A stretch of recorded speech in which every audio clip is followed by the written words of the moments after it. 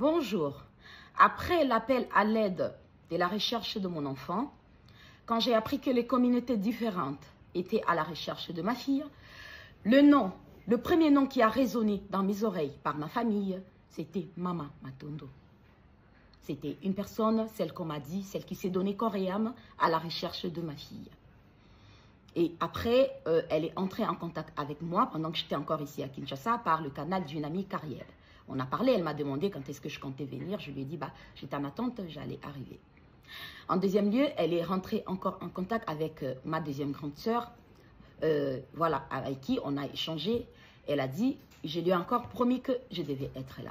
Ok, c'est ce qui s'est passé. Donc pour moi, c'était la première personne à qui je devais vraiment voir, parce qu'on s'est dit, elle s'est donnée corps et âme. C'était une maman, elle avait ses enfants, donc elle a vu un enfant et tout, partir comme ça, et elle était mal, elle était à la recherche, alors je me devais vraiment de la voir.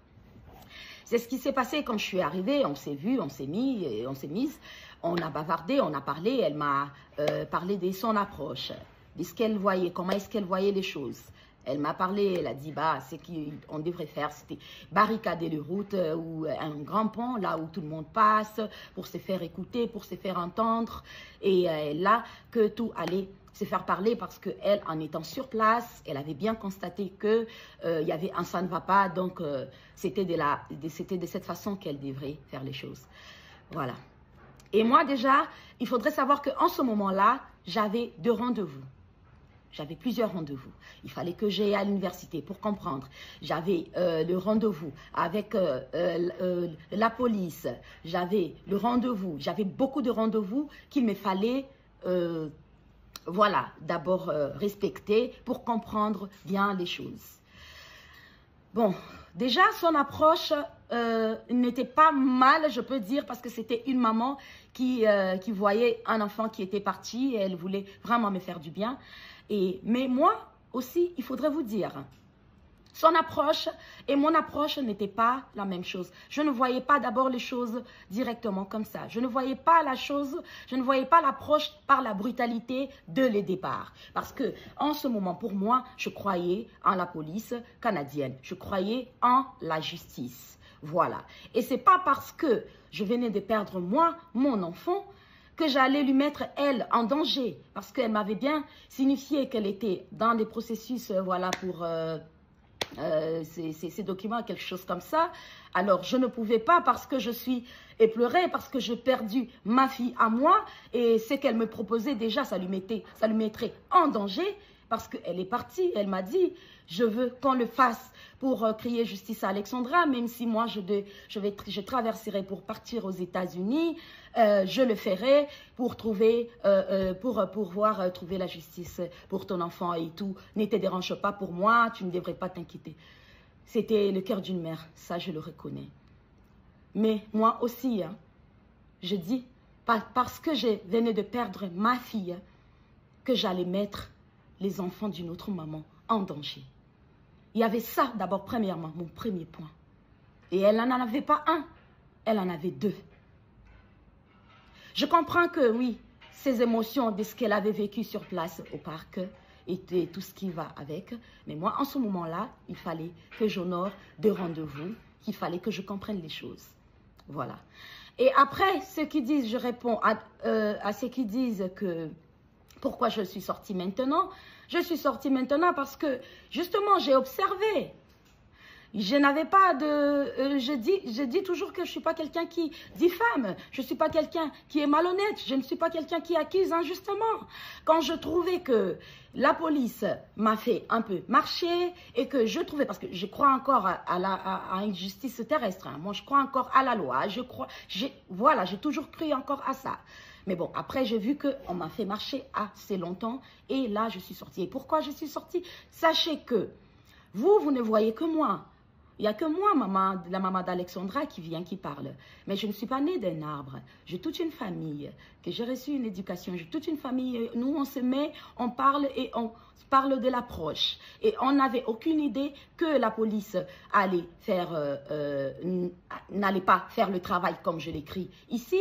Et en ce moment encore, il fallait attendre le résultat du coroner. Mais quand le résultat du coroner a été rendu et que je trouvais qu'il y avait incohérence, je suis sortie pour vous parler, pour dire que j'avais contesté.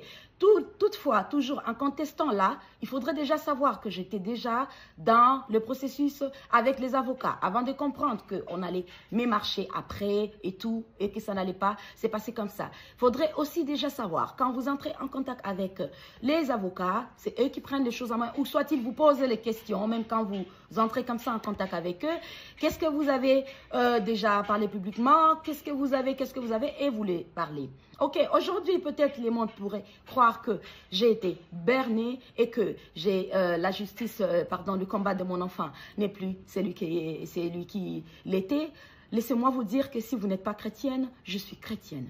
Et ceux qui disent, je suis chrétienne, donc je crois en la justice divine.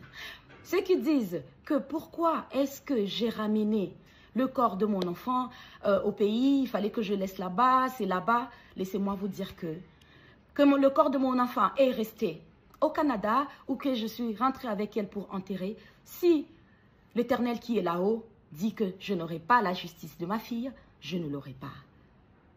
Si l'Éternel qui est là-haut dit que j'aurai la justice de ma fille, je l'aurai. Et il faudrait savoir que même une sortie anodine d'une vidéo, je ne la fais jamais pour rien. Je consulte le Saint-Esprit. Voilà. Donc c'est un peu ça. Alors, aujourd'hui, je sors, je viens. Pourquoi je suis sortie une année après pour parler? Oui, parce que j'ai constaté, oui, exactement. Après avoir réuni mes preuves à moi, ce que je trouvais, après avoir confirmé mes incohérences, après avoir eu la barrière à la police canadienne qui n'avançait plus avec moi et tout ça. Donc, il fallait d'abord, il y avait tout un processus à faire pour moi. C'était ça. Et jusque-là, c'était ça. Mais maintenant, vous m'avez vu sortir, je commence à parler. Et vous n'avez aucune idée encore de ce que je compte encore parler. Donc, pour moi, je dis toujours que, déjà, pas pour moi, mais vous le savez tous, le deuxième nom de Dieu, c'est le temps. C'est le temps. Alors, parfois, il faut savoir laisser le temps au temps. Alors, pour moi, je me dis que Maman Matondo, peu importe son approche, n'était pas la même approche que la mienne. Elle reste une sœur qui reste dans l'histoire, dans ma tête, qui a été là pour ma fille.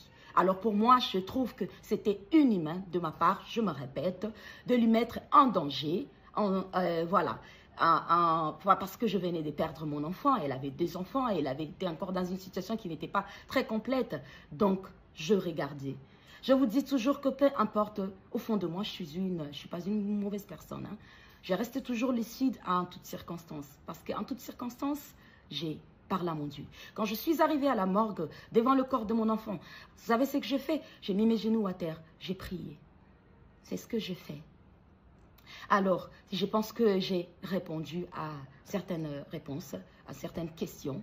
Donc, pour vous dire que si je dois avoir la justice de mon enfant, je l'aurai. Et je sais que je l'aurai. Et je suis sur la voie d'avoir la justice de mon enfant. Et à côté de ça, je remercie beaucoup ma sœur Karine Mokonzi qui a essayé de numérer c'est quoi le deuil d'une mère, c'est quoi, comment est-ce que ça se passe. Je remercie encore ma sœur Jaël qui a parlé mot pour mot comme si elle était au-dedans de moi. Il n'y a rien. Je ne sais pas qui est maintenant le milliardaire qui est affiché le numéro 1 sur Forbes parce que je ne suis presque plus connectée. Mais même si le milliardaire le plus, le numéro 1 en ce moment sur Forbes, m'ait donné tous ces milliards, cela n'apaisera pas, cela ne guérira pas la perte de mon enfant. Alors merci mes sœurs, tous ceux qui me soutiennent. Elles sont nombreuses, mais j'ai cité les 2 parce que ce sont les vidéos qui me sont arrivées. Je me devais de faire cette vidéo déjà il y a 2 jours, mais il faudrait savoir que le 15 octobre, c'était la date où ça faisait 2 ans que Alexandra avait mis pied au Canada et je n'étais pas vraiment dans ma peau pour pouvoir faire le droit de réponse. Donc pour moi, ma sœur Matondo, elle reste toujours une sœur auquel je lui resterai toujours toujours reconnaissante. Alors, elle pouvait bien me contacter par mon téléphone, mais elle l'a fait publiquement. Donc, je suis venue aussi répondre ici. Mais pour moi, on garde la paix et on reste unis. Parce que la justice de mon enfant, je suis sur la voie et je l'aurai. Merci.